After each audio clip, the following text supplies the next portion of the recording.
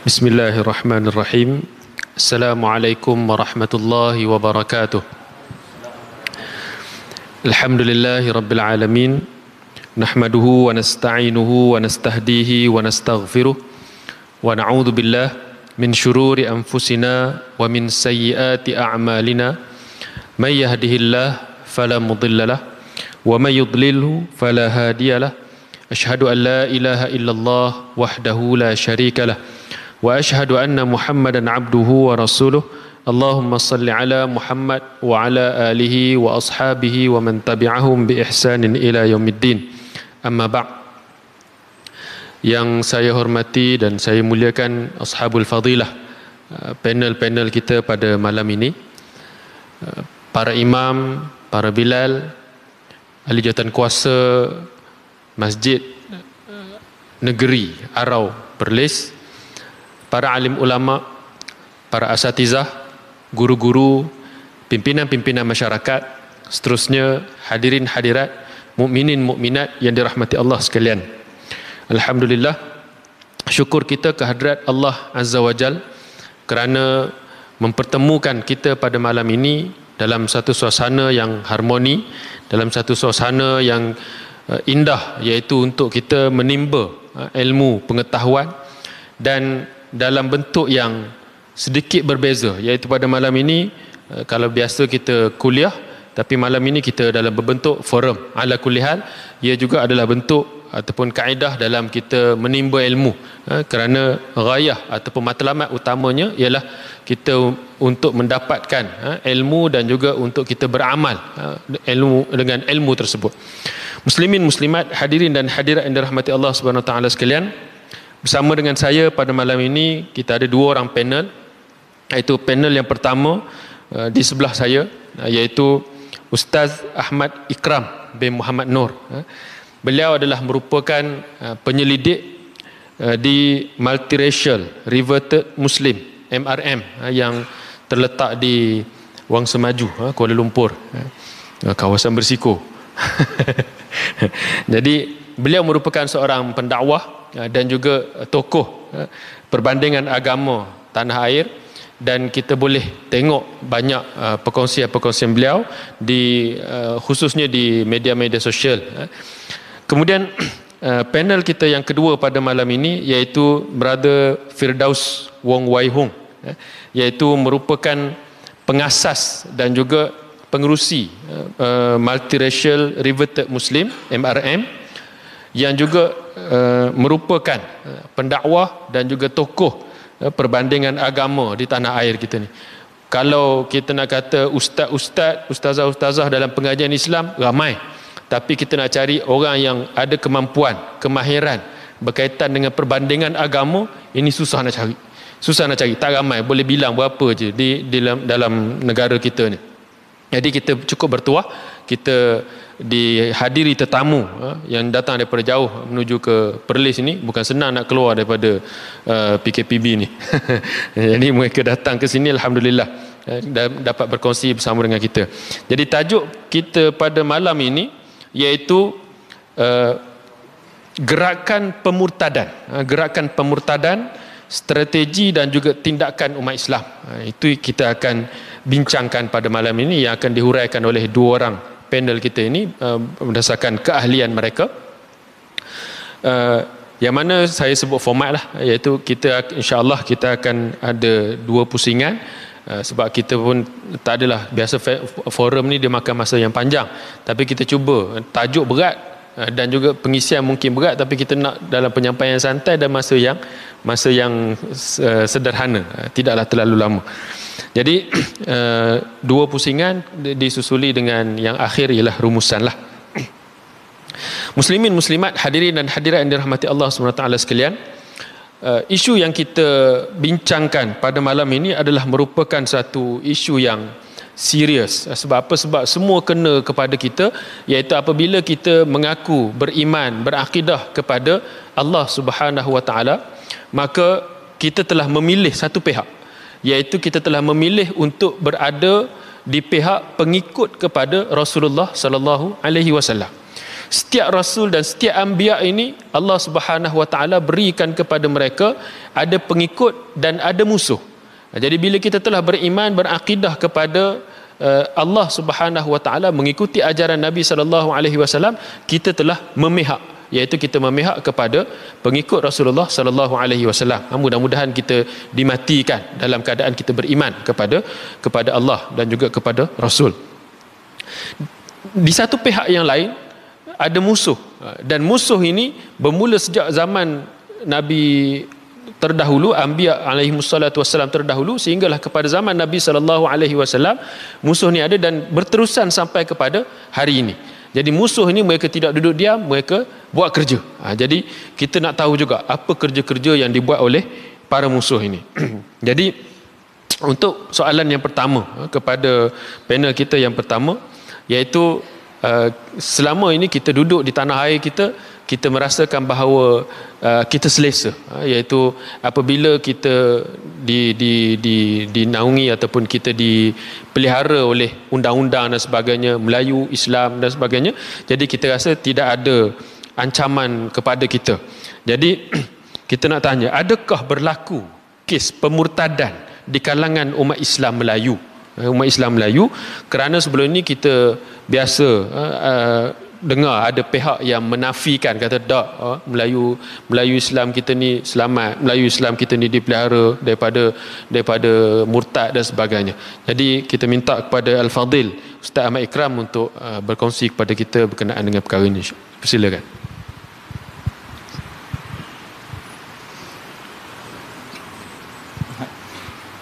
Assalamualaikum warahmatullahi wabarakatuh. Alhamdulillah wassalatu wassalamu ala Rasulillah wa ala alihi wa sahbihi ajma'in. Alhamdulillah, pada malam ini kita dapat sama-sama menunaikan solat maghrib secara berjemaah, dan saya hormati kepada Ustaz Hafizuddin dan juga rakan seperjuangan Brother Firdaus Wong, dan ini merupakan kali pertama sebenarnya saya berforum dengan beliau ni, walaupun dah lama bekerja bersama, tetapi untuk sepentas tu agak jarang sekali lah. Jadi menyahut soalan yang dilontarkan oleh saudara moderator tadi berkenaan dengan gerakan ataupun benarkah berlakunya golongan gerakan pemurtadan, yakni memurtadkan orang Islam di negara kita ini. Kerana sebelum ini antara perkara yang menjadi isu bila dimainkan isu murtad, kita kena sebut, antara perkara yang kurang kita rasa selesa adalah apabila kita dimomok-momokkan dengan angka yang besar tetapi tidak diberikan bukti-bukti dan juga tidak diberikan siapakah tokoh yang menggerakkan agenda ini dan siapakah individu yang terkena ataupun terpengaruh ataupun yang dimurtadkan oleh individu tersebut. Jadi bila kami bersama di dalam gerakan dakwah ini, saya di MRM ditugaskan sebagai penyelidikan. Jadi antara bahagian kami adalah mengkaji dan juga memerhatikan gerakan-gerakan yang mana yang menjadi ancaman kepada akidah umat Islam. Yang perkara apabila kita sebut tentang golongan murtad, ia adalah satu perkara yang serius, seperti mana disebut oleh Ustaz Hafizuddin tadi. Apabila disebut serius, di antara Islam dengan kufur dah murtad dah. Asalnya Muslim, keluar daripada Islam. Dia bukan lagi kita bercakap soal ideologi, bukan lagi kita bercakap tentang soal golongan liberalnya, golongan-golongan yang orang kata sudut ideologi, yang masih lagi dalam isu-isu sesat menyesat ni. Tetapi ia adalah antara isu hak dan batil, antara golongan yang clear cut, dia keluar, dia redah daripada agama Islam, dan kumpulan ini memang wujud dan berlaku. Dan antara nama-nama yang saya akan sebutkan malam ini dan juga gerakan-gerakan mereka, apa yang telah mereka lakukan di tanah Melayu dan juga kepada umat Islam secara khususnya, antara yang kita boleh lihat seorang pastor Melayu ni, namanya Joshua Helmi antaranya. Di dalam kes inquiry di mahkamah, di mana saksi telah mengatakan bahawa Joshua Helmi ni memang telah memurtadkan orang Islam seramai 10 pasangan orang Melayu. Maksudnya saksi ni berkata dia nampak bahawa Joshua Helmi, yakni pastor Melayu ini, memurtadkan 10 pasangan orang Melayu, yakni 20 orang lah, 10 pasangan. Dan antara individu yang menjadi target ataupun sasaran beliau, kita boleh tengok dia dengan secara sembrono pada tahun 2011, ya, walaupun dah lama tetapi kes ni berlaku. Dia secara borosnya, kita kata, keluarkan posting di Facebooknya, dia tonjolkan muka siapa orang yang dimurtadkan, jadi orang Melayu. Antaranya disebut Azizun, ya, dan individu lain nama Rita, dia kata Muslim daripada Perak. Dan antara individu yang lain adalah Norazlina, yang mana dia kata mereka ini, ahli keluarga ini adalah bekas daripada Muslim, maksudnya telah murtad lah. Dan Abdul Rahim dia sebut, dan Baptis ni maksudnya dia telah, orang kata, merendam ataupun kalau bahasa kita ni syahadah lah, syarat nak masuk Islam. Tetapi bagi aliran dia kena baptis, kena mandikan, kena sucikan. Lalu dia kata orang ni bila dibaptis maka dia jadi seorang Kristian. Dan dia kata bahawa Pakcik Ismail ni telah dibaptiskan, maksudnya telah dikristiankan. Dan Majid dan bersama keluarganya juga telah dimurtadkan. Baik, gerakan dan juga individu itu memang terbukti telah diusahakan untuk dimurtadkan. Itu antara gerakan yang pertama. Kedua, kita juga ada menerima gerakan-gerakan yang makin kreatif. Oleh kerana negara kita ni ada undang-undang, ya, mana perkara 11/4 mengkhususkan bahawa orang Islam tidak boleh didakwah ataupun disebarkan agama bukan Islam kepada orang Islam. Kita dijaga di bawah akta ini. Oleh kerana kerajaan kita, negara kita ni ada, orang kata, special punya undang-undang ni, yang mana majoriti orang Islam tak boleh disentuh, maka tugas untuk memurtadkan orang Islam ni mula menjadi semakin kreatif. Dia bila ada tekanan, lagilah dia akan kreatif untuk cuba masuk, untuk deal dengan situasi di bawah tekanan tersebut. Maka wujudlah kumpulan dikenali sebagai MBB, yang ini dikenali sebagai Muslim Background Believer. Apa dimasukkan MBB ni adalah perwatakan tu dengan, orang kata, culture, budayanya kekal sebagai seorang Muslim, kekal sebagai seorang Melayu, tetapi sudut dalamannya kena Kristian. Antara contoh dia kita boleh tengok nama kekal Ahmad di Indonesia, tapi pemakaian tuan-tuan tengok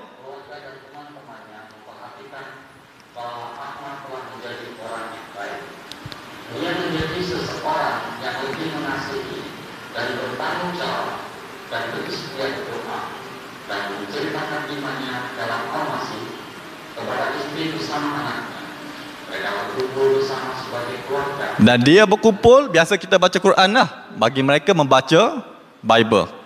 Okey, baik. Selain daripada tu, kita tengok antara orang Islam MBB yang mana kekal imej penampilan sebagai seorang Muslim tetapi dibaptiskan di dalam sungai.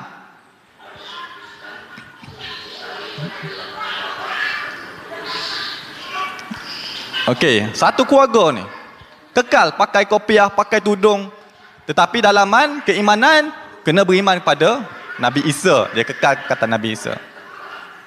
Okey. Hari ini ya Allah, kami memohon kepadamu agar supaya benar-benar apa yang kami lakukan ini berkenan kepadamu ya Allah. Karena ini adalah perintah firman-Mu, perintah Engkau untuk sikap atau apa yang harus kami lakukan saat ini, biarlah semuanya bukan manusia punya mau, tetapi oleh Allah yang punya mau. Oleh karena itu, biarlah keluarga Pak Elias saat ini segala dosa untuk nenek moyang akan dikuburkan di dalam ayat sini, di dalam nama Allah. Dalam nama Isa alaihissalam, inilah doa kami. Amin amin ya rabbal alamin. Okey. Dia kekalkan dengan istilah-istilah Islamik dan sebagainya. Tetapi kandungan dia, konten dia adalah Kristian. Dan kita tengok antara gerakan antarabangsa apabila mereka bercakap tentang ABB di Malaysia, dan dia sebut antara mereka selalu mendoakan kepada gerakan-gerakan orang kata MBB ni, yang mana orang Melayu pakai dengan keluarga Melayu, hidup dengan budaya cara orang Islam, tetapi hakikatnya Kristian. Ya. Yang ini di kes di Sabah. Dan ini sama, Sebastian, a believer from a Muslim background in Malaysia. Ya, daripada Open Door South Africa, daripada gerakan Kristian antarabangsa. Dan kita juga menghadapi ancaman daripada gerakan misioneri antarabangsa, yang mana saya percayalah antara video yang telah diviralkan, dan tuan-tuan dah dapat bagaimana cara mereka melakukan dakwah mereka kepada orang Melayu. Dan ini antara seorang orang Melayu Singapura, perempuan ni, dia orang Melayu Singapura, dia boleh cakap bahasa Melayu, dan cara dia nak, orang kata nak start conversation, nak start perbualan dengan mad'u dia ni, ataupun dengan orang kata mangsa dia, dia akan tanya cara, tuan ni sakit di mana? Bila jumpa tanya sakit di mana ni, orang tak terfikir soal gerakan misioner dan sebagainya. Maka dia akan berdoa dengan di atas nama Jesus dan sebagainya. Ada kebanyakannya sembuh. Benda soal sembuh ni kita tak boleh jawab macam mana lah. Orang kadang-kadang pergi berbomoh, pergi jampi dengan Tok Sami Siam pun boleh sembuh. Soal ni dia agak orang kata subjektif, boleh dibincangkan. Dan kita tengok antara gerakan-gerakan yang lain, yang ini pun sama. Gerakan evangelis antarabangsa, dia datang ke Malaysia, dia bawa banner, lalu dia suruh orang Islam ni pegang banner tu. Apa dia tulis di banner yang disuruh orang Islam pegang tu? Jesus, King of the Jews, Lamb of God, Word of God, Son of God. Dia tengok yang makcik tu pegang, tak tahu apa. Mereka usaha untuk melakukan dakwah mereka kepada orang Islam secara terbuka dan disebarkan di Facebook, di dalam video YouTube dan sebagainya. Okey, dan kita juga ada ancaman daripada gerakan ajaran agama baru. Kita duk faham Hindu, Buddha yang sedia ada tu, yang tu kita tak sentuh lah. Tetapi yang sekarang ni, antara gerakan antarabangsa, gerakan daripada agama baru, istilah mudah faham ni kita boleh kenal sebagai macam ayah pen lah. Ayah pen ni kalau tengok cara konsep dia bawa tu adalah konsep agama baru dah. Dalam agama lain pun banyak perangai-perangai ayah pen ni. Dan salah satu daripada gerakan daripada Korea ni juga berusaha untuk masuk ke sekolah-sekolah dan universiti-universiti kita di atas nama program Peace dan juga Leadership Conference. Maka antara kita tengok di bawah gerakan nama Unification Church daripada Korea Selatan ni, dia kumpul 3,000 pelajar kita di Malaysia, dan antaranya 13 universiti di Malaysia dikhususkan untuk di bawah program mereka. Baik, kalau tuan-tuan tengok pada perenggan yang ketiga tu, di dalam website ni sebut The National Messiah of Malaysia. National Messiah ni maksud orang pastor antarabangsa yang khusus untuk Malaysia ni, dan nama Dr. Yo Chong Yang. Mereka dia ni adalah orang yang ditugaskan khusus untuk melakukan misioneri di Malaysia, dan antara program dia dimasuk ke universiti termasuk di UMT. Dia fokus kepada universiti yang majoriti orang Melayu. Dan ni antara program dia. Dan dia di UPM. Dia juga memberi ucapan. Dalam ucapan ini banyak perkara. Panjang ucapan dia, tetapi dalam ucapan ini kelekat dia berdakwah kepada pelajar-pelajar di UPM, Universiti Serdang.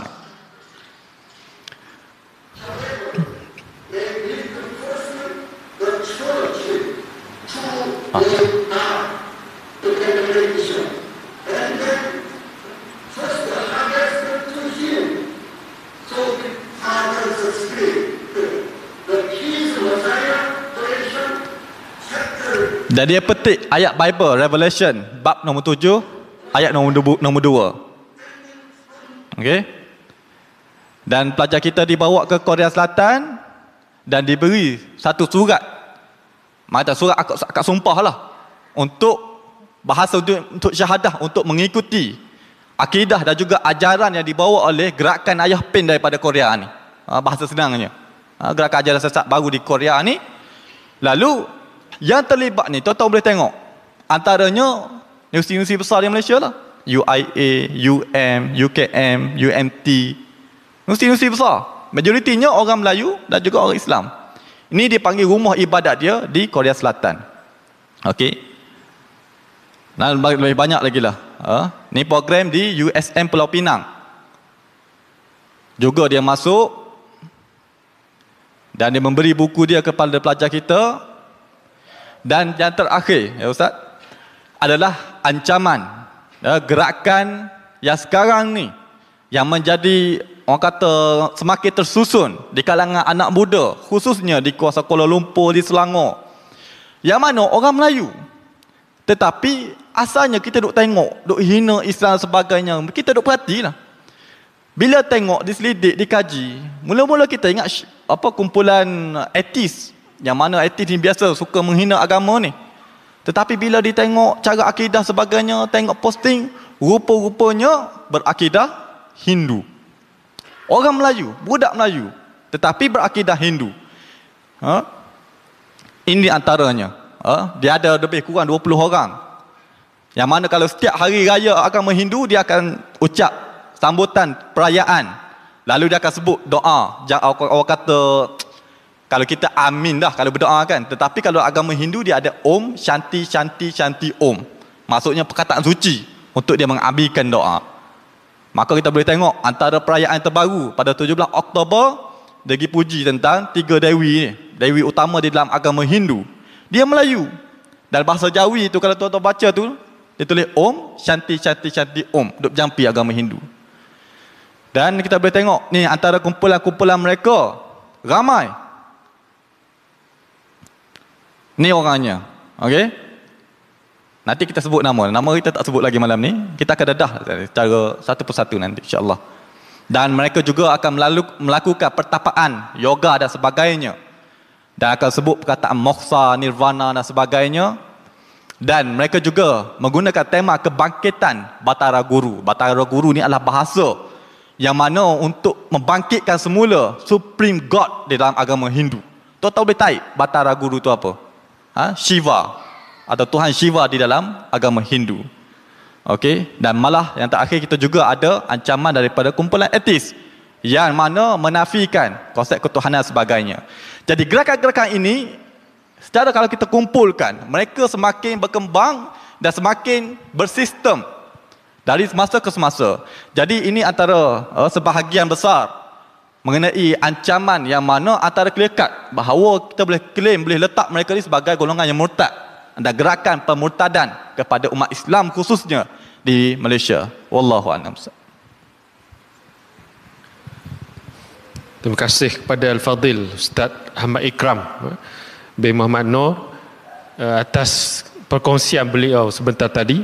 Dan bila kita tengok pendedahan satu persatu strategi pemurtadan ini, dan kita tengok sudut ancaman itu bukan satu sudut, kiri, kanan, atas, bawah, depan, belakang, yang Kristian dengan cara Kristian, yang Hindu dengan cara Hindu, yang baru dengan cara yang baru dan sebagainya.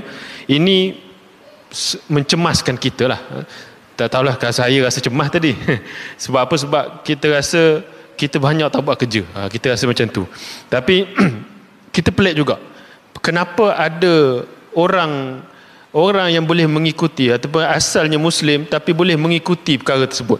Dan perkara inilah yang kita nak ajukan pada Brother Firdaus, iaitu apakah yang menjadi faktor utama kenapa Muslim dia jadi murtad. Jadi dipersilakan. Bismillahirrahmanirrahim. Alhamdulillah wassalatu wassalamu ala Rasulillah wa ala alihi wa sahbihi ajmain, amma ba'd. Rabbi shrah li sadri wa yassir li amri wahlul 'uqdatam min lisani yafqahu qawli. Kepada Ustaz Hafiz, pada sahabat saya Ustaz Ahmad Ikram, para ustaz, ustazah, tuan-tuan, puan-puan, muslimin dan muslimat, Assalamualaikum warahmatullahi wabarakatuh.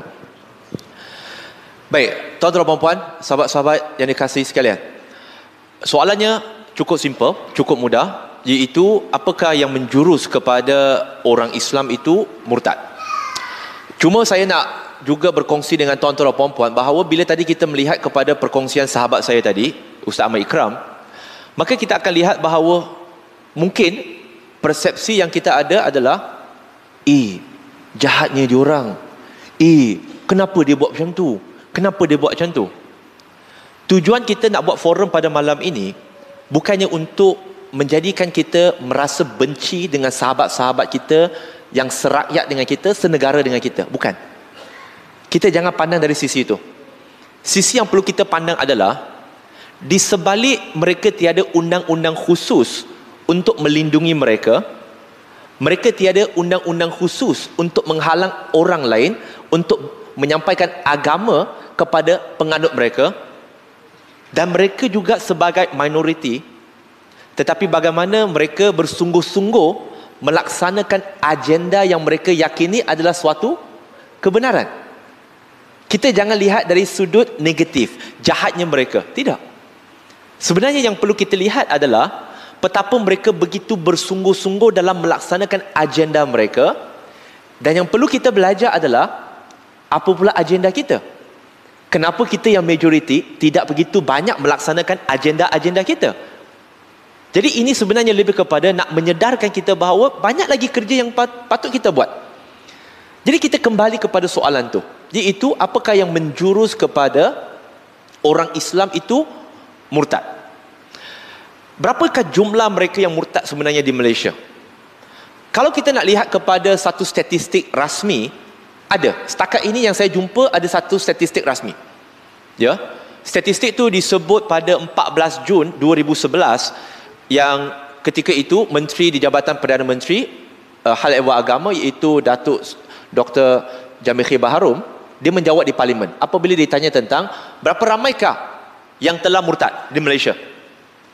Maka disebut dari tahun 2000 sehingga ke 2010, dalam tempoh 10 tahun, lebih kurang 863 individu memohon secara rasmi. Sebenarnya kalau ikutkan kita di Malaysia, dia tak ada permohonan murtad. Yang dia ada di sesetengah negeri, permohonan pengisytiharaan status agama. Itu saja. Dia tak ada borang permohonan murtad. Tak ada. Yang dia ada hanyalah pengisytiharaan status agama.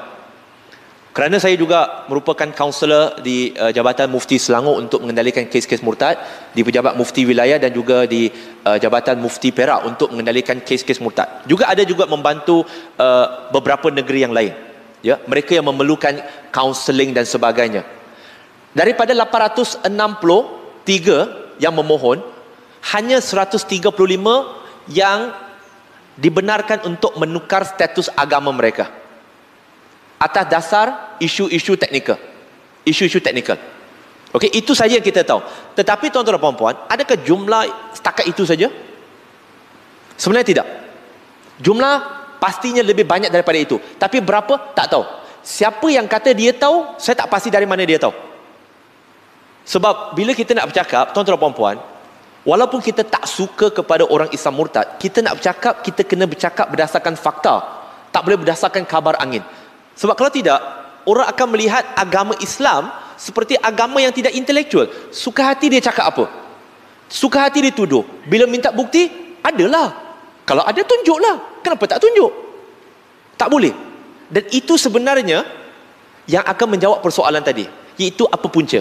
Antaranya yang menyebabkan orang Islam itu murtad, antaranya ialah apa yang saya sebut tadi.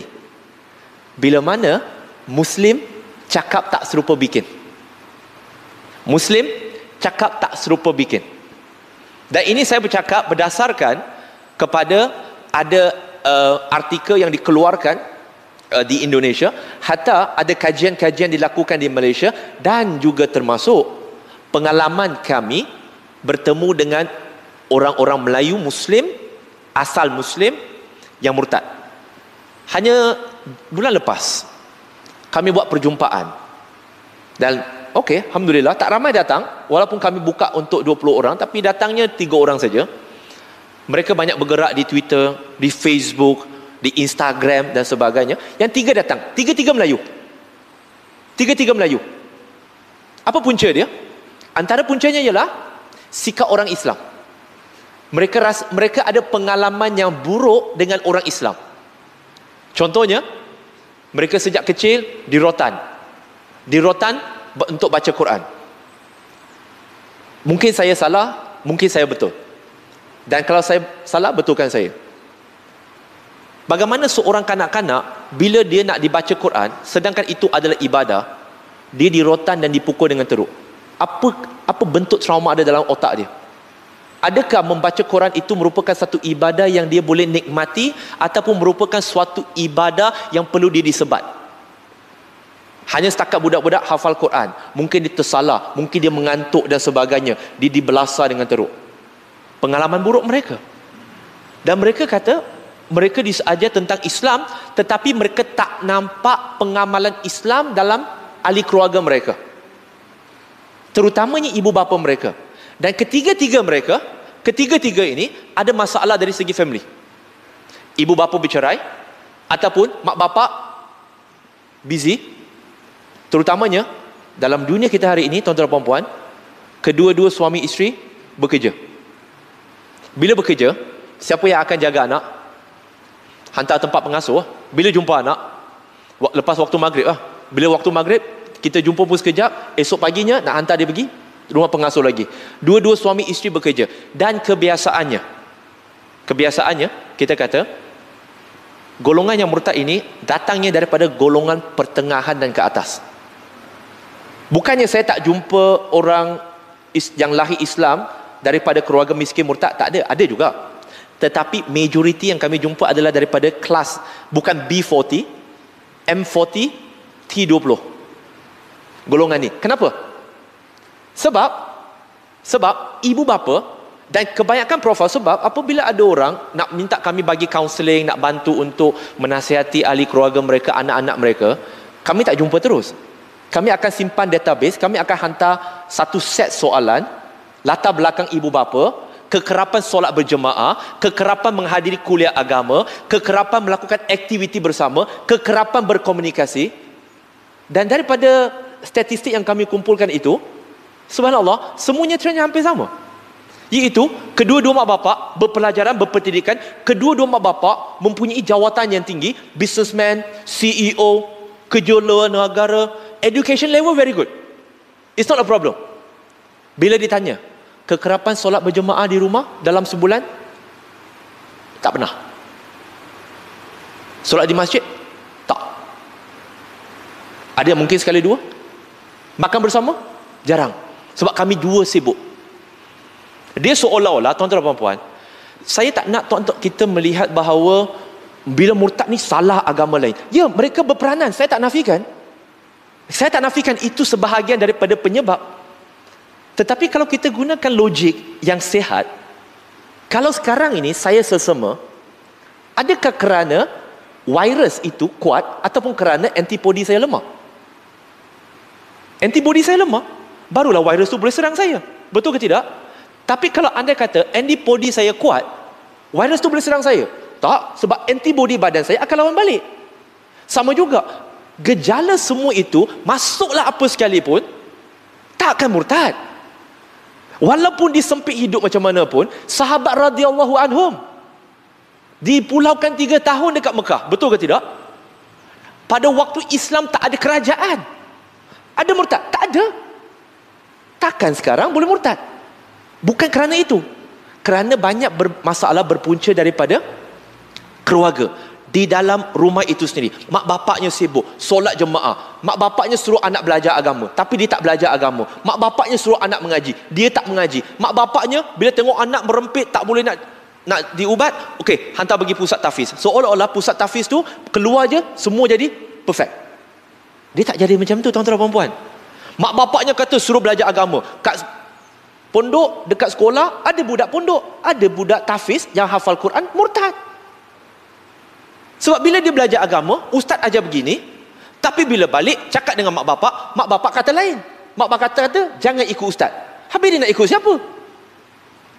Nampak contradiction di situ? Saya lebih suka kita cermin diri kita. Bukan saya kata benda itu tak perlu. Benda berkaitan dengan penularan ideologi-ideologi lain, itu perlu kita ambil perhatian, kerana itu juga memainkan peranan. Tak dinafikan juga di kalangan orang Islam kita murtad. Saudara baru pernah dengar pantun 2 kerat Melaka? Bila cinta sudah melekat, tahi kucing pun rasa coklat. Sebab Sebab bila dia nak masuk Islam, nak kahwin tak salah, itu asbab dia memeluk Islam. Tetapi bila dia dah masuk Islam, individu yang dia nak kahwin itu tiba-tiba tak jadi nak kahwin dengan dia. Aku nak murtad sebab apa? Aku dah tak jadi kahwin. Bukan salah dia. Kedua, ada yang dah berkahwin kemudian bercerai, nak murtad. Malahan tuan-tuan dan puan, ini saya sebut balik kepada orang kita, ada kes di mana si suami, lelaki Muslim, sebelum nak berkahwin dengan isteri dia yang merupakan Kristian, si suami yang beragama Islam berjanji dengan si bakal isteri dia, kata, kamu masuk Islam, tapi lepas masuk Islam hanya untuk kahwin je. Lepas tu kamu nak pergi gereja, pergilah. Malahan bukan saja pergi gereja, si suaminya hantar si isterinya pergi gereja setiap hari Ahad. Nak salah siapa? Lepas dah tua-tua nak bercerai. Bila bercerai dia nak murtad. Lalu sebenarnya banyak permasalahan tu dia boleh diatasi. Nanti kita akan cerita macam mana kita nak atasi penyebaran ideologi, kurangnya ilmu agama dan sebagainya. Sebelum saya serahkan balik kepada Ustaz, boleh cakap terus terang ke tuan-tuan dan puan? Ke tak boleh? Musim COVID tak boleh cakap terus terang. Boleh kan? Tuan-tuan dan puan, saya suka kita berdepan dengan realiti. Berapa ramai anak muda kat sini? Nampak tak? Geng-geng kat sini semuanya geng-geng, ramai majoriti pencen. Yang muda kat mana? Yang muda tak ada, tu pun satu, adalah, ada beberapa kan. Lepas tu yang datang pula, minta maaf kalau yang terasa mungkin ni last time ceramah kat sini lah kot. Yang datang pula ramai kita tak ambil nota. Tak ambil nota. Bila tak ambil nota, kita boleh ingat berapa? Bila tak ingat seberapa, nak balik rumah cakap dengan anak cucu kita, dengan isteri kita yang datang, berapa banyak kita boleh kongsi? Maka itu jadi masalah tuan-tuan dan puan. Kita nak berubah, tapi kalau kita tak mengubah diri kita, macam mana kita nak mengubah persekitaran? Isu murtad, kita selalu fikir, itu kena jadi kat orang lain, tak kena kat aku. Kebanyakan orang yang kena adalah orang yang berfikiran macam itu, iaitu dia merasakan itu anak orang lain, orang lain kena, anak aku takkan kena. Tak begitu tuan-tuan dan puan. Andai kata anak Anbiya sekalipun, ahli keluarga Nabi pun, boleh ada yang mati dalam kekufuran. Siapa menjanjikan anak zuriat keturunan kita tak mati dalam kekufuran? Bukan saya mendoakan, tetapi tuan-tuan dan puan, itu adalah satu bentuk realiti yang perlu kita hadapi, iaitu banyak punca dia. Tetapi let's start dengan kita dulu, insya-Allah. Wallahu a'lam. Jadi alhamdulillah, terima kasih kepada Brother Wong Wai Hung atas pencerahan yang beliau sampaikan tadi. Kesimpulan yang saya dapat daripada apa yang dinyatakan tadi, iaitu punca masalah murtad ini bukanlah daripada luar itu semata-mata, ancaman daripada luar itu semata-mata, tetapi yang lebih besar lagi ialah daripada dalaman diri Muslim kita, iaitu perisai, benteng kita itu. Dalam kita berpegang dengan agama kita ni, apa benteng kita dan nak mempertahankan agama ini daripada ancaman luar, bahaya luar. Jadi kalau benteng kita kukuh, kemas kita punya perisai, datanglah apa ajaran sekalipun, kita boleh tangkis dengan baik. Kita boleh elak, bahkan kita boleh lawan, mungkin kita boleh tundukkan dia pula, tundukkan pihak musuh tersebut untuk kita bela diri kita. Muslimin muslimat, hadirin hadirat yang dirahmati Allah Subhanahu Wa Taala sekalian, begitu juga kita tengok berkenaan dengan perkara ini, iaitu sebagaimana dinyatakan tadi, tidak ada satu jaminan yang selamat, iaitu kalau hatta bapa dia itu seorang nabi sekalipun, anaknya belum tentu. Iaitu ini urusan Allah Subhanahu Wa Taala. Sebab itulah kalau kita tengok dalam surah Al-Baqarah, Allah Subhanahu Wa Taala cerita kepada kita, iaitu Allah Taala sebut, wa wassa biha Ibrahimu banihi wa Yaqubu ya baniya innallaha astafa lakumuddin fala tamutunna illa wa antum muslimun. Iaitu Nabi Yaqub, Nabi Ibrahim dan juga Nabi Yaqub, mereka ni pesan kepada anak-anak mereka ketika mana nak mati, iaitu ketika Nabi Yaqub, ketika Nabi Ibrahim nak meninggal dunia, nak wafat, dia pesan kepada anak-anak mereka, iaitu innallaha astafa lakumuddin, sesungguhnya Allah SWT dah pilih untuk kamu agama ini, iaitu agama Islam ini. Kemudian mereka menyatakan bahawa wala tamutunna illa wa antum muslimun, janganlah kamu mati. Yang nak mati tu mereka, tapi mereka pesan kepada yang hidup lagi ni, anak-anak ni hidup lagi, jadi jangan kamu mati melainkan dalam keadaan kamu muslim. Jadi kita dah 8.13, kita azan dululah sekejap untuk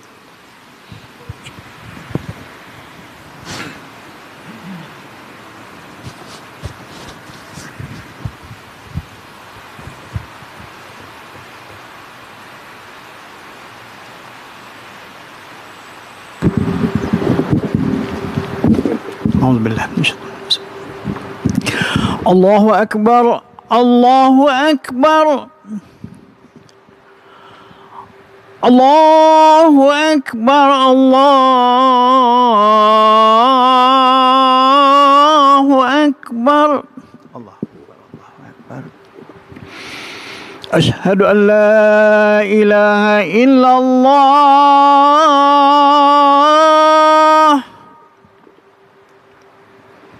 أشهد أن لا إله إلا الله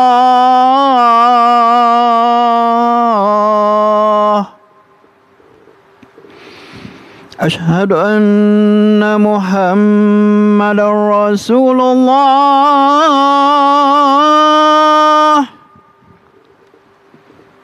أشهد أن محمدا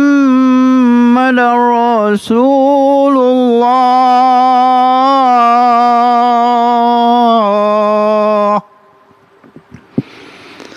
حي على الصلاة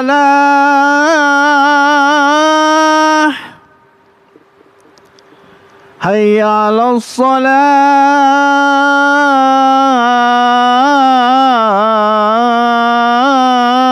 الصلاة حي على الفلاح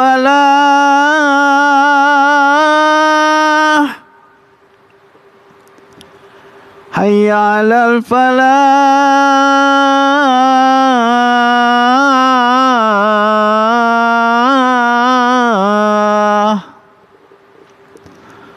الله أكبر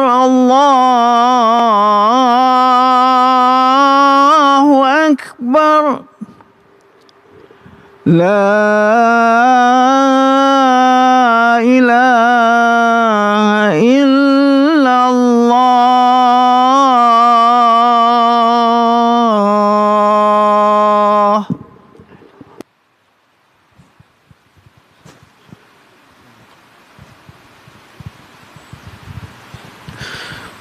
Muslimin muslimat, hadirin hadirat dirahmati Allah sekalian, kita seterusnya kita masuk kepada pusingan yang kedua, iaitu pusingan yang kritikal.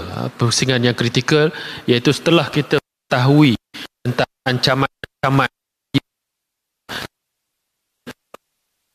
yang ada pada kita, kita nak tahu apa strategi, cara, kaedah yang ampuh kepada umat Islam, khususnya di tanah Malaysia yang tercinta ini, untuk kita menangani segala kemudahan di persidangan. Ustaz Ahmad.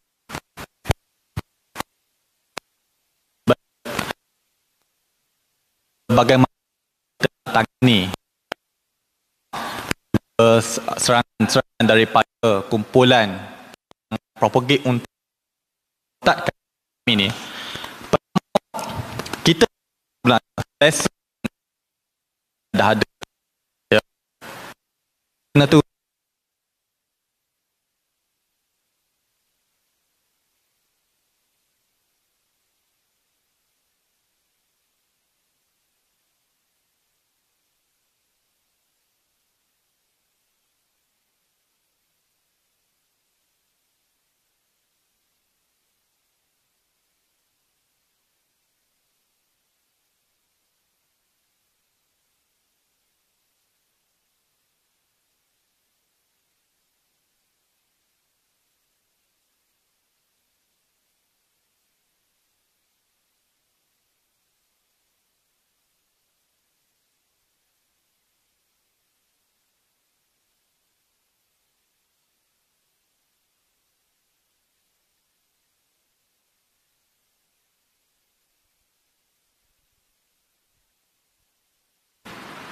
kalau kita nak be frank lah, okey, secara terus terang, Perlembagaan Perkara 4/11 yang di bawahnya ada Akta Kawalan Agama setiap negeri-negeri.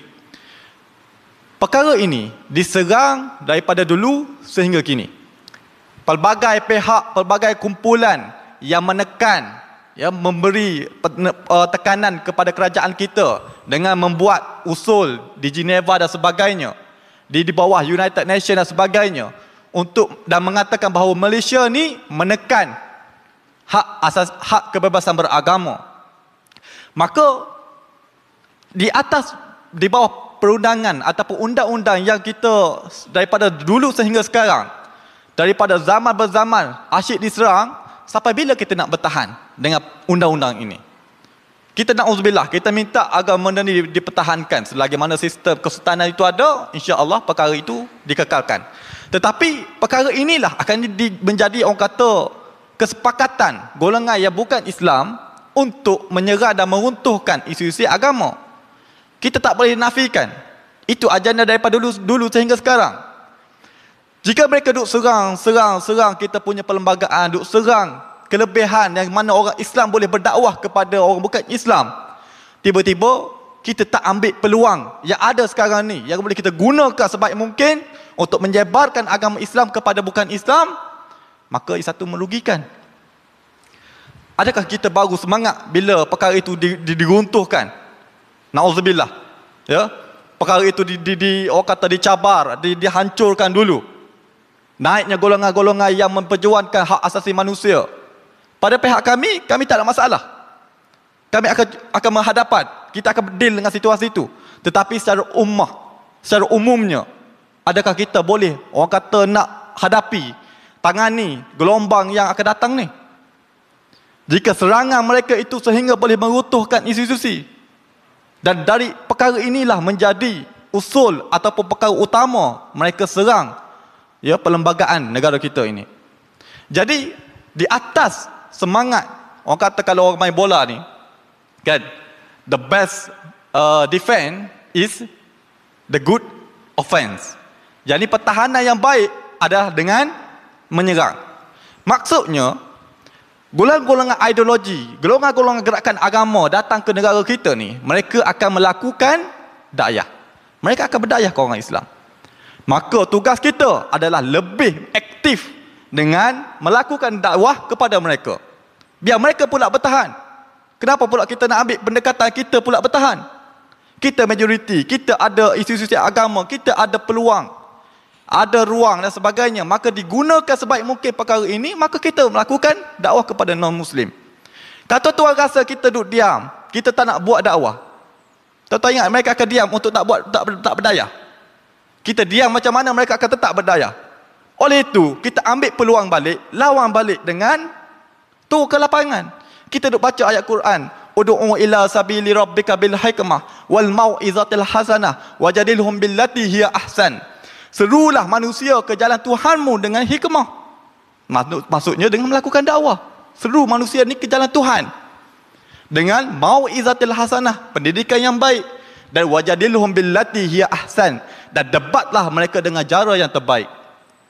Maka ruang ini atas semangat ayat yang mana Allah Ta'ala banyak menceritakan kepada kita untuk melakukan dialog, kul hatu burhanakum in kuntum sadiqin. Maka ambil peluang, didiklah. Terutama kita tengok ada anak-anak muda ni daripada universiti. Di universiti kena jadikan sebagai tempat yang zon tak selesa.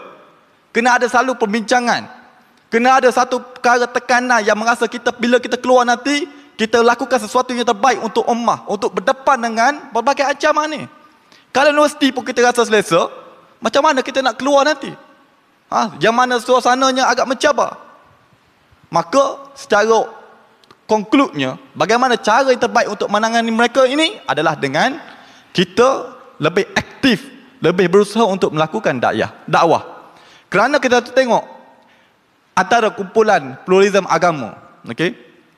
Total bila kita sebut pluralisme agama ni, maka kita fahamlah orang yang mengatakan semua agama ni sama, semua agama ni orang kata sampai kepada kebenaran yang sama. Mereka ni berdakwah ke tak? Masuk negara kita, mereka berdakwah. Kalau kita fikir logik, kalau dah kata semua agama ni sampai kepada syurga yang sama, Duk dia diam sudah. Kan? Tetapi ideologi sebegini juga mereka berdakwah. Mana-mana datangnya fahaman agama, datangnya ideologi. Hasil kajian kami menemui lebih 50 agama baru yang dah bertapak di Malaysia. Ni agama baru ni bukan Hindu Buddha dah. Ni agama yang baru yang jenis perangai ayah pen ni dah bertapak ke Malaysia. Mereka ni hanya tunggu masa je. Bila dah orang kata na'udzubillah yang seperti saya sebutkan tadi, undang-undang perkara 11/4 ni tidak ditekankan ataupun diruntuhkan, maka mereka yang datang dah bertapak negara kita ni anytime akan mula ketuk pintu rumah tuan-tuan dan puan-puan. Adakah pada waktu itu baru kita nak tersedar, baru nak berusaha untuk melakukan dakwah dan juga berdepan dengan situasi yang telah berlaku yang kita kata pada waktu itu agak terlambat. Jadi itulah antara konklusi yang boleh saya rumuskan berkenaan dengan soalan ini. Wallahu a'lam. Terima kasih kepada Al-Fadhil Ustaz Ahmad Ikram. Iaitu kita dah tengok macam mana strategi ampuh yang boleh kita ambil untuk kita tangani perkara ini, iaitu bukan dengan cara kita berdiam diri, iaitu dengan cara kita menyerang kembali, supaya yang pihak gerakan pemurtadan ini mereka merasa terancam, dan mereka pula yang merasakan bahawa tak boleh jadi, tak boleh hidup duduk dekat Malaysia ni, bagi contoh. Sebab apa? Sebab semua orangnya, semua umat Islamnya mempunyai antibody yang kuat. Jadi itu. Kemudian kita pergi pada sudut yang lain pula, kita kata tokoh-tokoh, ilmuwan-ilmuwan di tempat, di tanah air kita ini, mereka ada yang dengan cara pendidikan, dengan cara NGO dan sebagainya seperti yang MRM buat. Mereka telah ada sudut-sudut mereka dalam usaha menangani gerakan kemurtadan inilah. Jadi kita nak tengok pula, kita ni sebagai orang awam, kadang-kadang kita ni bukan ustaz, tak mengaji agama pun, kadang-kadang kita ni dah tua, budak, ataupun kadang-kadang kita ni miskin dan sebagainya. Apa sumbangan yang kita boleh buat dalam untuk memastikan supaya gerakan ini dapat kita halang, dapat kita hentikan. Jadi kita silakan pada brother. Baik, bismillah. Tuan-tuan dan puan-puan, kalau perasan apa yang ditanya oleh Ustaz tadi, iaitu apakah usaha yang kita boleh lakukan agar usaha pemurtatan itu boleh diberhentikan. Sebelum saya pergi kepada apa yang kita boleh lakukan, saya kongsikan dengan tuan-tuan dan puan-puan tentang sehingga usaha pemurtatan itu boleh diberhentikan. Jawapan saya adalah usaha pemurtatan tidak akan dapat diberhentikan. Dan bukan sahaja tidak dapat diberhentikan, ini apa yang saya kata dan saya akan buktikan. Malahan, ianya akan berkembang menjadi lebih agresif. Akan menjadi lebih agresif. Apa yang menyebabkan saya kata begitu? Ya betul, kita di Malaysia kita ada perkara 11 kurungan yang keempat yang menghalang agama-agama lain ataupun ideologi lain untuk menyebarkan agama mereka kepada orang Islam. Betul? Secara fizikal. Hari ini majoriti kita, kalau bukan semua, ada smartphone. Nak halang macam mana? Putuskan internet. Kita buat pula the second Great Wall Project macam China buat dulu. Tak boleh. Anak-anak kita, mereka tak payah masuk datang rumah kita. Mereka hanya cuma buat video. Mereka hanya cuma buat Twitter. Berapa ramai orang murtad dekat Twitter? Berapa ramai dekat Instagram? Berapa ramai dekat grup FB? Ramai. Maksudnya tak akan dapat dia berhenti. Dia seumpama, seringkali saya buat perumpamaan ini.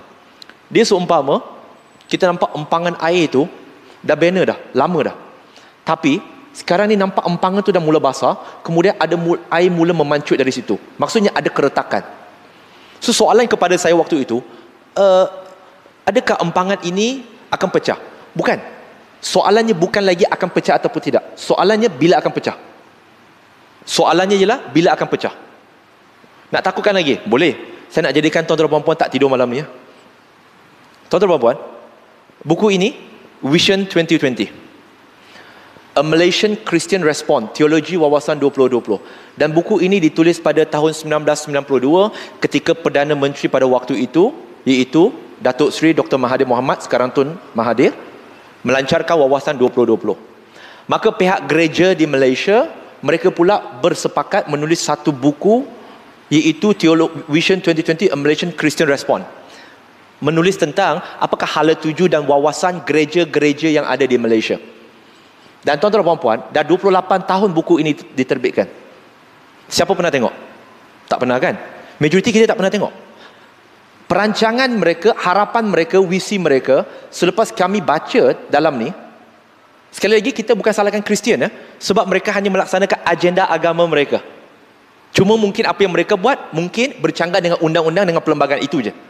Tapi sebagai Muslim, saya tak marah. Tak marah sebab mereka hanya melaksanakan agenda. Sebab di dunia yang diketahui, ada dua agama yang betul-betul buat kerja-kerja, kita kata dakwah tu, missionary. Islam dengan Kristian. 28 tahun lepas, dan sekarang 2020, majoriti apa yang mereka nak laksanakan tercapai. Majoriti. Bukan semua. Belum lagi semua. Majoriti. Apa lagi yang belum tercapai? Apa lagi yang belum tercapai adalah dibenarkan semua agama untuk disebarkan kepada sesiapa pun. Itu je belum, antara yang belum tercapai. Menjadikan lebih ramai orang Kristian terlibat dalam politik, dalam semua parti politik, supaya dasar-dasar boleh perlahan-perlahan digubal dan sebagainya. Semua dah berlaku. Semua itu dah berlaku. Tahun 2003, satu buku yang diterbitkan, satu kajian yang diterbitkan oleh RAND Corporation. Dan perlu kita ketahui, 2003 RAND Corporation itu adalah pasca 9/11. RAND Corporation merupakan antara badan pemikir, badan pembuat dasar untuk membantu polisi demokratik Amerika Syarikat, iaitu untuk mensekularkan sesebuah tempat. Dan tajuk buku itu adalah Civil Democratic in Islam. Bagaimana nak merevolusikan Islam. Dan pelbagai strategi telah pun mereka letak di situ. Antara strategi mereka telah mengkategorikan Muslim kepada 4 golongan. Siapakah yang mereka nak jadikan sebagai rakan sekutu? Mereka letak 4 golongan. Okey, 4 golongan, dan mereka di situ mereka buat analisis. Siapakah di antara 4 golongan ini yang mungkin boleh membantu usaha mereka untuk mensekularkan ataupun untuk mereformasikan Islam? Golongan pertama yang mereka letakkan adalah golongan sekularis. Golongan yang mendapat pendidikan di barat, yang pernah hidup di barat, dan mereka masih Islam, tetapi mereka ini adalah golongan yang bersetuju agar agama dipisahkan daripada politik, daripada sistem pemerintahan, sebagaimana gereja dipisahkan daripada sistem pemerintahan di barat. Tetapi mereka kata akan menghadapi ancaman kerana golongan sekular ini tidaklah berapa diterima di kalangan mainstream Muslim. Pertama, golongan sekularis. Golongan kedua adalah golongan fundamentalis. Fundamentalis ni siapa? Bagi mereka, fundamentalis ini adalah orang yang bagi mereka, contoh dalam laporan itu menulis bahawa fundamentalis ini adalah golongan Salafi, Diobandi dan sebagainya. Fundamentalis. Dan mereka letak golongan fundamentalis ini mungkin dalam 8-9%. Kemudian golongan tradisionalis. Golongan tradisionalis ini adalah golongan Asy'ariyah Maturidiyah. Ini yang mereka sebut. Kemudian ada satu lagi, golongan modernis. Ini mereka letak 1%. Tetapi yang menariknya yang saya nak kongsi dengan tuan-tuan dan puan-puan, apa strategi mereka? Sebab tu saya kata, dia takkan dapat diberhentikan. Akan jadi lebih banyak. Antaranya yang saya nak kongsi dengan tuan-tuan dan puan-puan, supaya kita boleh buat sesuatu. This is something that we can do. Iaitu dalam strategi mereka jelas. Saya dah post, saya pernah cakap dalam satu kuliah saya. Memang ditulis dalam tu. Menghalang sebarang kerjasama di kalangan fundamentalis dengan kalangan tradisionalis. Menghalang sebarang kerjasama dan penyatuan sesama Muslim. Dan ini pertama. Yang kedua adalah selalu melaga-lagakan sesama Muslim. Itu plan mereka. Sebab dengan berpecahnya Muslim, dia boleh serang dari dalam. Plan mereka. Plan mereka, kalau tuan-tuan dan puan-puan perasan, apakah cara mereka menggunakan media massa? Kadang-kadang kita tak faham tau. Satu cerita punya ceruk mana punya cerita, negara mana pun kita tak pernah dengar, daerah mana pun kita tak pernah dengar, yang tak ada kaitan dengan sosio-ekonomi, dengan sosio-politik kita di Malaysia. Tiba-tiba ada media liberal bawa letakkan jadi tajuk utama. Apa tujuan dia? Lepas tu pula mereka timbulkan isu khilafiyah, ditimbulkan oleh media. Mereka pergi interview lah golongan Asy'ariyah Maturidiyah, kemudian diinterview pula golongan Salafi yang dia tahu akan bercanggah, lalu dilagakan mereka di media massa, diapi-apikan sehingga bergaduh. Best tak? Best kan? Dia bukan kebetulan. Tak ada kebetulan. Sebab kita sebagai Muslim, bagi saya, bila saya baca report tu, saya tak terkejut. Tak terkejut kerana tuan-tuan dan puan, sebagai Muslim, Nabi SAW 1400 tahun yang lampau dah sebut dah bahawa akan tiba suatu masa kalian akan diserang dari segenap penjuru seperti makanan yang dikerumuni dari segenap bahagian. Itu je. Dan Nabi SAW juga dah kata, akan datang satu zaman, umatku akan mengikuti umat-umat terdahulu, sehingga mereka sejengkal demi sejengkal, sehingga mereka masuk lubang biawak pun kalian akan ikut. Tak cukup lagi. Surah Al-Baqarah surah yang kedua ayat 120. Yahudi dan Nasrani tak akan reda sehingga kamu ikut agama mereka. So nak percaya kita ke percaya Allah? Allah kata itu je. Itu je. Sebab itu saya kata akan lebih banyak. Jadi apa usaha kita? Tuan-tuan dan puan, di kalangan kita ada yang, bukan kata kita seperti mereka, maksud saya adalah fungsi kita berbeza. Semua orang boleh berceramah? Tak. Semua orang boleh mengkaji? Tak. Semua orang boleh menulis? Boleh menulis tapi tak pandai. Tapi setiap daripada kita ada kemampuan. Contoh zaman Nabi. Zaman Nabi, lelaki wajib berjihad. Lelaki yang muda, yang sihat, betul? Orang tua, orang sakit, kanak-kanak, wanita dikecualikan, betul?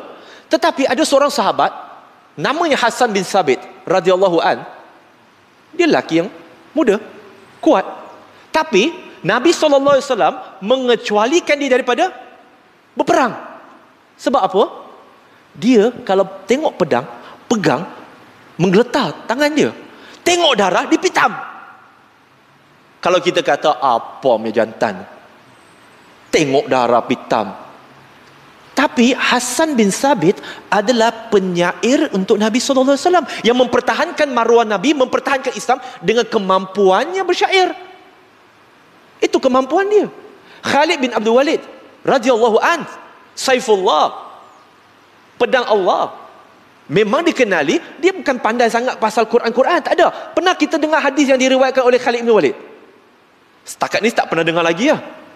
Tapi sewaktu dia meninggal, dari hujung rambut ke hujung kaki dia, tak ada satu bahagian pun yang tak pernah cedera untuk berjihad di jalan Allah Subhanahu Wa Taala. Saifullah.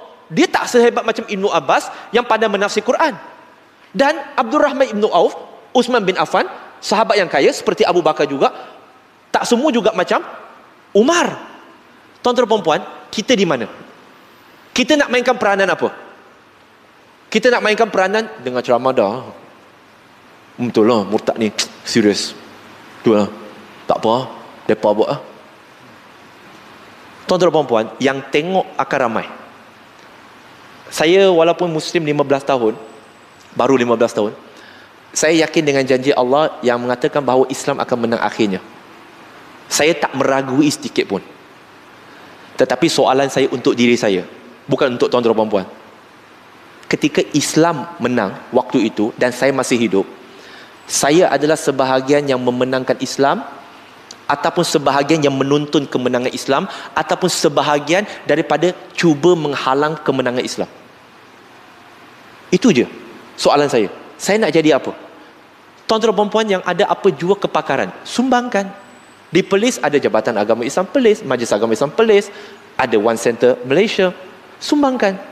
Dan ini saya cakap terus terang, missionary Kristian dengan segala ideologi yang ada di dunia, mereka boleh berkembang dengan pesat. Antaranya lah mereka mendapat sokongan dana yang cukup kuat. Dan saya akan cakap terus terang, kalau tuan-tuan dan puan-puan di sini ada duit, maka saya kata salurkan kepada badan-badan dakwah yang boleh membantu untuk memperkasakan dakwah. Bukan waktu sekarang, bukan defend. Waktu sekarang adalah attack. Attack secara intelektual. Sebab anak-anak muda hari ini dia murtad sebab dia rasa Islam agama tak intelektual. Tapi bila dah berjumpa, sebenarnya yang dah murtad ni pun tak se-intelektual mana pun. Tapi mereka tak tahu. Jadi tuan-tuan dan puan-puan, apa jua kemampuan kita, gunakan. Gunakan untuk membantu agama Allah.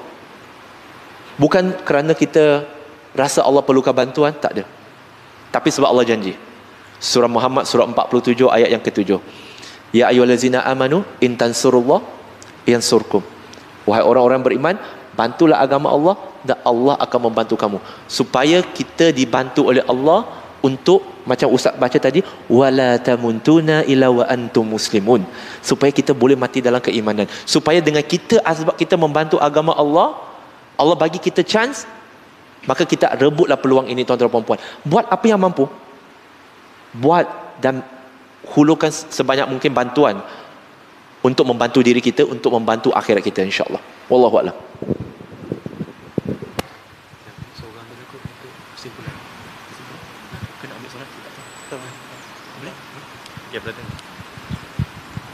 Jadi terima kasih kepada Brother Wong atas kongsian beliau sebentar tadi. Dan untuk yang terakhirnya, kita minta dalam 3 minit sahaja untuk dibuat ringkasan keseluruhan daripada kita punya forum kita pada malam ini. Mudah-mudahan yang 3 minit akhir ni lah boleh bawa balik rumah. Yang ingat, yang lekat, yang boleh kita memorize. Jadi silakan brother. Tuan-tuan dan puan-puan, muslimin dan muslimat yang dirahmati oleh Allah Subhanahu wa taala. Perkataan murtad, perkataan yang sangat sensitif, perkataan yang sangat menakutkan. Tetapi ada kalanya we have to conquer our fear to overcome it. Untuk kita mengatasi ketakutan, kita perlu menakluknya. We have to confront the reality. Dan itu reality yang sedang berlaku. Tujuan kami nak bercakap pasal pemurtadan ni bukan sebab kita orang Islam takut dengan serangan tu, tak. Sebagaimana mereka pun takut dengan Islam, Islamisasi. Jawi pun mereka takut Islamisasi. Mereka pun takut juga. Takut nombor 4, macam-macam pun mereka takut. Tetapi tuan-tuan dan puan-puan, sebagai Muslim, kita meyakini inna dina indallahi Islam. Agama yang diredai oleh Allah adalah Islam. Jadi bila kita sebut murtad tu, sebenarnya adalah untuk menyedarkan kita. Apa yang kita nak buat? Segala usaha. Saya kata segalanya. Segala-gala yang kita lakukan sekarang di dunia sebenarnya adalah untuk kita dia. Untuk diri kita saja. Untuk kita bertemu dengan Allah, supaya kita ada satu jawapan yang konkret, yang kuat. Bahawa, ya Allah, itu saja yang aku mampu lakukan di dunia. Engkau pun tahu apa yang aku mampu. Dan Allah dah kata, la yukallifunhu nafsan illa wusaha. Allah tidak membebankan kita melebihi apa yang kita mampu. Dan perkara ini sepatutnya, apa yang sedang berlaku sekarang, pemurtadan, Islam diserang, tak sepatutnya jadi kita rasa takut. Tetapi menjadikan kita semakin berani dan menjadi semakin yakin dengan kebenaran Islam. Kenapa begitu? Bukankah Nabi kata, mereka yang menggenggam sunnahku, mereka yang menggenggam, yang beramal dengan Islam di akhir zaman adalah seperti menggenggam bara api. Dipegang, sakit. Tapi kalau dilepas, tak sakit, tetapi hilang syurga. Digenggam di dunia, sakit, tetapi akan dapat ganjaran syurga. Maka dengan apa yang berlaku, dia menjadikan kita lebih kuat iman kita. Menjadikan kita lebih kuat. Jadi peringatan untuk diri saya dan tuan-tuan dan puan-puan. Do something for yourself. Buat sesuatu untuk diri anda. Jangan-jangan kita dah tak ada, tinggal anak cucu kita kat Malaysia. Lepas tu mereka belajar mata pelajaran sejarah. Dalam mata pelajaran tu tertulis bahawa dahulu Perlembagaan Persekutuan perkara ketiga, agama Islam agama persekutuan. Perkara 11 kurangan keempat, agama lain tidak boleh disebarkan. Itu telah menjadi sekadar sejarah. Maka mereka akan tertanya-tanya, apa Tok Wan aku dulu buat sehingga perlembagaan ini tak ada? Apa Tok Wan aku buat? Apa opah aku buat? Kita harapkan anak cucu kita mendoakan kebaikan untuk kita bila kita dah tak ada. Tapi risau-risau kalau kita hari ini tak buat apa, mereka bukan doa baik untuk kita. Dia doa awat apa hal Tok Wan aku, moyang aku dulu tak buat apa-apa sehingga aku kena buat macam ni. Tuan-tuan dan puan, muslimin dan muslimat, buat something supaya bila bertemu dengan Allah kita rasa tenang. Ya Allah, aku dah buat yang termampu, dan semoga Allah Subhanahu Wa Taala matikan kita, anak-anak kita, isteri-isteri kita, zuriat keturunan kita dalam keadaan beriman. Amin ya rabbil alamin, insyaallah. Wallahu a'lam. Assalamualaikum warahmatullahi wabarakatuh. Waalaikumsalam warahmatullahi taala wabarakatuh. Jadi terima kasih kita ucapkan kepada dua orang panel kita pada malam ini, iaitu Ustaz Ahmad Ikram bin Muhammad Nur dan juga Brother Wong Wai Hung, iaitu mereka ini telah kita tengok nampak memberikan sumbangan mereka, jasa mereka, menghabiskan usia muda mereka untuk menjadi benteng kepada umat Islam di tanah air kita ini. Jadi kita sambutlah, kita sambut, kita bagi sokongan, kita bagi dorongan apa yang kita mampu. Kalau kita mampu dari sudut harta, kita bagi sumbangan harta. Kalau kita mampu dari sudut intelektual, dari sudut ilmu, kita bantu dari sudut intelektual. Kalau kita ada tenaga, kita bantu dari sudut tenaga. Kalau kita ada masa, kita bantu dari sudut masa dan sebagainya. Apa sahaja ini adalah merupakan kita kata amalan kita yang akan menjadi bekalan untuk kita bertemu dengan Allah Subhanahu Wa Taala di akhirat kelak. Sorry, minta maaf. Saya just nak buka peluang, tak merayu, nak buka peluang, mana tahu ada yang berminat dan sebagainya. Kami daripada 2 staff 6 tahun lepas, sekarang ni hampir 30 staff untuk dakwah dan kebajikan.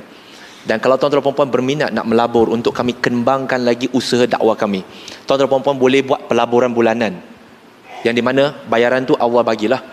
Okey, kami di luar tu ada borang untuk buat direct debit setiap bulan. Ada yang bagi RM1, RM5, RM10, tak kisahlah, 50 sen pun tak apa. Ya, itu usaha kita. Jadi kami buat apa yang kami mampu. Dari 2 staff 6 tahun lepas, sekarang 30. Bukan sikit, banyak. Dan kami baru sewa satu lagi blok bangunan untuk dikembangkan usaha dakwah. Gadget, peralatan, komputer dibeli lebih banyak. Untuk apa? Bukan nak tunjuk kami ramai staff, tak. Supaya sama-sama kita buat sesuatu, InsyaAllah. Ya, wallahualam. Jadi itulah, mudah-mudahan mereka, kita doakan diberikan terus kekuatan oleh Allah Subhanahu Wa Taala dan kepada kita semua, dan kita doa supaya kita mempunyai kita kata ada antibody yang kuat, selain pada untuk fizikal kesihatan kita, tapi juga untuk akidah kita. Itulah yang lebih penting. Dan akhir sekali kita nak sambut seruan nabi-nabi yang terdahulu, iaitu wala tamutunna illa wa antum muslimun, dan janganlah kita mati melainkan kita Islam. Bila mati tak tahu. Jadi maksudnya setiap masa kena Islam. Anak cucu cicit kita pun kita kena setiap masa dalam keadaan Muslim, beramal dengan Islam dan sebagainya. Jadi sekadar tu, terima kasih diucapkan kepada kedua-dua orang panel kita, dan juga terima kasih kepada saudara, tuan-tuan, ibu-ibu, bapa-bapa, hadirin hadirat, muslimin muslimat, kerana sama-sama sudi ambil berat, ambil tahu, dan juga untuk kita mengetahui tentang perkongsian yang ada pada malam ini. Jadi sekadar itu, apa yang baik dan buruk itu datang daripada Allah Subhanahu Wa Taala. Saya mohon maaf atas segala ketelajuran, kekurangan dan sebagainya. Aqulu qauli hadza wa astaghfirullahal azim li wa lakum. Assalamualaikum warahmatullahi wabarakatuh.